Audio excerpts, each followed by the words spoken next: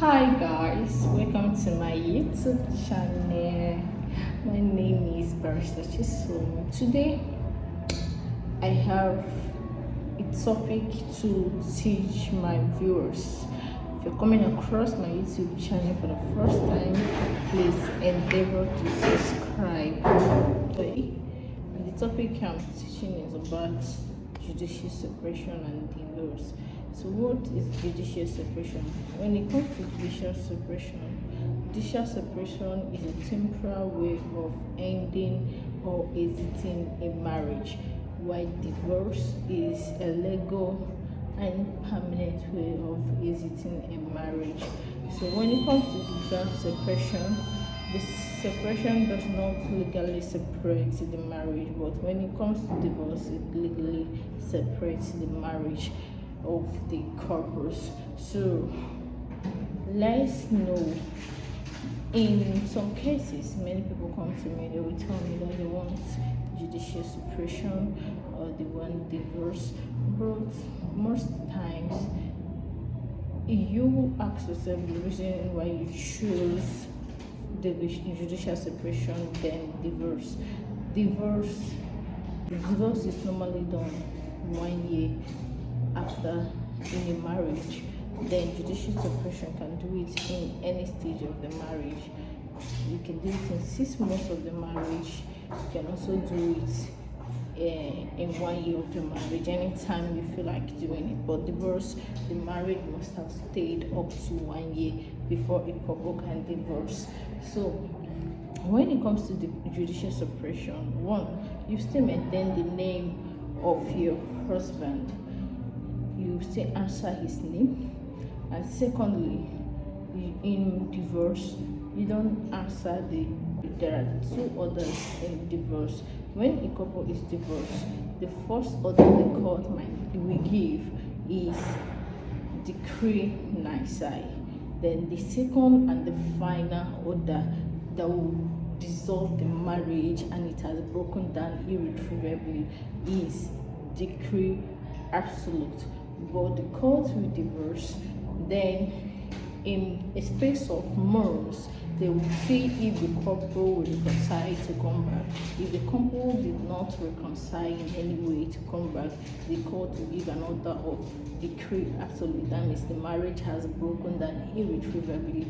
Then when it comes to judicial separation, in judicial separation you cannot cohabit with your spouse, cannot have any conjugal rights with your spouse, but you still answer his name. You can stay in the same house but not in talking terms. You cannot have any conjugal relationship with the person. Then when it comes to judicial separation too, the couple will not ask for any financial order. So in divorce, the most specific grounds for divorce is that the marriage has broken down irretrievably. But when it comes to judicial separation, it has not broken down irretrievably, rather. So there are reasons why some couples choose judicial separation. The main reason most people seek for judicial separation is to maintain the name of their husband. And because maybe in some cultural aspects, some villages, when you maintain the name of a man, when it comes to inheritance, you will still inherit the person's property. But when it comes to divorce, it's final, it's absolute. You don't have anything to do with the man again. You have a right to remarry. But in judicial separation, you don't have any right to remarry. The man will not remarry, neither the woman will remarry, because rather it's not legally dissolved. So sorry, but it is a time where both of you are in a separate mode, doesn't talk, doesn't relate, doesn't have any conjugal right, but the relationship still maintains that both of you are couples, but you still answer his name.